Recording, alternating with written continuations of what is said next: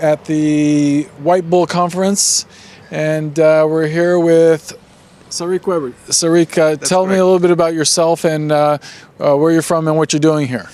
Yes, I'm attending the WhiteBull Summit organized by Farley Duval, and I'm one of the founders of Hanse Ventures. We're based in Hamburg, and I would call it a startup factory, actually, a serial company building. That's what we're doing. We have lots of good ideas, and we're casting founders to set up those companies. And explain me a little bit about your business model. Actually, our main goal is to make these companies profitable. We want to serve markets on the web that we believe are underserved. So there are big offline markets. Let me give you an example, for instance, translation. There are lots of translation offices offline. There's a big market online, and we believe that online has big advantages over the offline model. So one of our companies, toptranslation.com, is just doing that. Mm-hmm. So you call this, during your presentation, Incubator 2.0. Yes. Tell me the difference between Incubator 1.0 and Incubator 2.0. Yes, you just actually told me that you were involved in Incubators 1.0. I think there are some differences because we haven't seen such amazing success stories among Incubators 1.0, and we believe you can improve that model. We believe you need to be really hands-on, you need to work with the founders, you need to provide prototypes from your own designers to get these companies to speed. You need to organize good investors that fit those companies. You need to accompany them to trade fairs, introduce people to them. So it's a very active role, although the founders should still be able to manage their companies. So I think it's not just plug and play office, sit there and do what you want. It's more an everyday work together with the founders. And when you make an investment, typically, what type of investment are you making from a financial standpoint?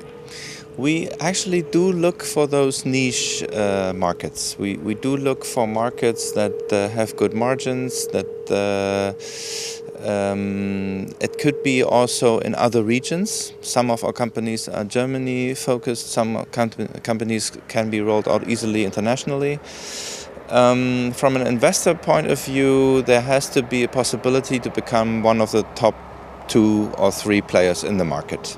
So when we see a market that is already with high competition and many players, we normally don't go in there. Mm-hmm. And how much are you investing in these startups? We do invest more or less $500,000 or 350,000 euros. This allows the companies to develop their business for at least a year. And then they have to meet some milestones, and if these milestones are met, there's the next round. So as part of your incubator, do you give them, in addition to the financing, rent and other types of services? Yes, we do provide developers, we do provide administration help, we do provide, we organize the financing rounds for them, so they don't have to worry about the money.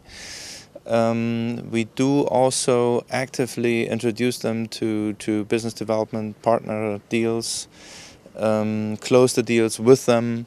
So all this hassle of everything that really deviates from the core business, we are at least, if not taking care of, we are taking an active part in providing help there. Mm-hmm. So you provide sales and marketing services to them? Well, as far as SEO, SEM, affiliate marketing is concerned, yes. Everything that's kind of scalable online. As far as human resources is concerned also, if they want that. Normally they prefer to build up their own sales teams, but then at least we provide coaching. Mm-hmm. And what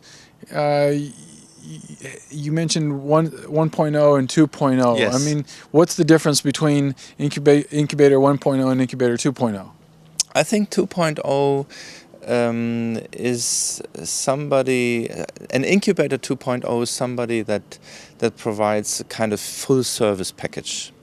It's not just office space, it's not just the other founders working there and the exchange at the coffee machine. It's a lot more active. It's just, and it's profit oriented. It's not so much exit oriented. It's more, we want to make these companies profitable together, and then we can think about the options. We can just keep on growing that business. We can merge it with another one. We can sell it, whatever we want. And how many investments do you have to date? Right now there are 10 portfolio companies. 5 are from our own portfolios. We merged into Hanse Ventures, and we founded 5 new companies. And what are your projections for the next 12 months as far as new companies that you'll invest in? We will probably invest or set up at least 5 to 8 new companies in the next 12 months.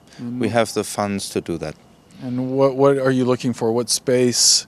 Is it all web, internet companies? Mainly web business, because that's where we have our biggest leverage points.